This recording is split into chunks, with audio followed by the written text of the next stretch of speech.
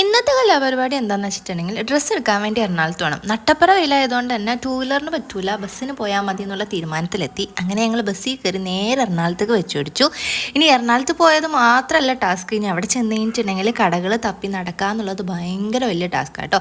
അങ്ങനെ എറണാകുളത്ത് എത്തി. ഇനി കടകൾ ഏതൊക്കെയാണ് എങ്ങനെയൊക്കെയാണെന്നുള്ളത് അന്വേഷിച്ച് അടക്കണം. കാരണം കുറച്ച് മെറ്റീരിയൽസും മേടിക്കണം, പിന്നെ പിള്ളേർക്ക് 2 ഉടുപ്പും മേടിക്കണം. അതിനാണ് ഇപ്പം നമ്മൾ മെയിനായിട്ട് എറണാകുളത്തോട്ട് വന്നേക്കുന്നത്.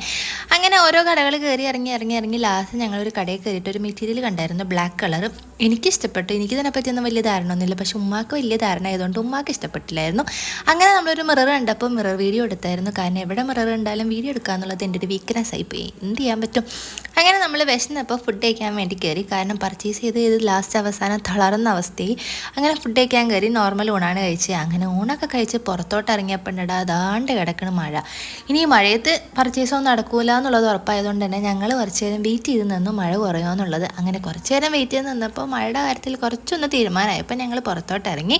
അങ്ങനെ പുറത്തൊക്കെ ഇറങ്ങി പിന്നെയും പർച്ചേസ് നടന്നു. കാരണം ഇത്രയും നേരം നടന്നിട്ടും ഒരു സാധനം പോലും ഞങ്ങൾക്ക് കിട്ടിയിട്ടുണ്ടായിരുന്നില്ല. അങ്ങനെ കുറേ നേരത്തെ നടത്തത്തിനൊടുവിൽ ഞങ്ങൾക്ക് ആവശ്യമായിട്ടുള്ള കുറച്ച് സാധനങ്ങൾ കിട്ടിയിട്ടുണ്ടായിരുന്നു.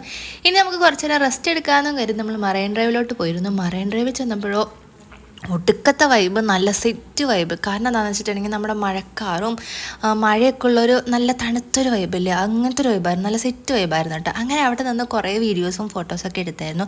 കാരണം ഇൻസ്റ്റാഗ്രാമിൽ സ്റ്റോറി ഇടാൻ, യൂട്യൂബിൽ വീഡിയോ ഇടാൻ, അങ്ങനെ കുറേ വീഡിയോസ് വേണമല്ലോ. അങ്ങനെ അതൊക്കെ എടുത്തു കഴിഞ്ഞപ്പോഴത്തേനും ഉപ്പിലിട്ടത് മേടിക്കുക എന്നുള്ളത് തീരുമാനമായി. അങ്ങനെ ഉപ്പിലിട്ടത് മേടിക്കാൻ വേണ്ടി നടന്നപ്പോണ്ട് അവിടെയും എനിക്ക് പണി കിട്ടിയായിരുന്നു. കാരണം ഞാൻ കഴിഞ്ഞ പ്രാവശ്യം പോയപ്പോൾ മാങ്ങ ഉപ്പിലിട്ടത് നല്ലത് എനിക്ക് ഭയങ്കര ഇഷ്ടമായിരുന്നു കേട്ടോ, മാങ്ങ മുളക് പൊടിയൊക്കെ മിക്സ് ചെയ്ത്. പക്ഷേ ഇപ്രാവശ്യം ചെന്നപ്പോൾ വാട്ടമാങ്ങയാണ് കിട്ടിയത്. അവർ പൈനാപ്പിളും തണ്ണിമത്തനൊക്കെ മേടിച്ചതുകൊണ്ട് അവർക്ക് വലിയ കുഴപ്പമുണ്ടായിരുന്നില്ല, പക്ഷേ എനിക്ക് കിട്ടിയത് വാട്ടമാങ്ങയായിരുന്നു.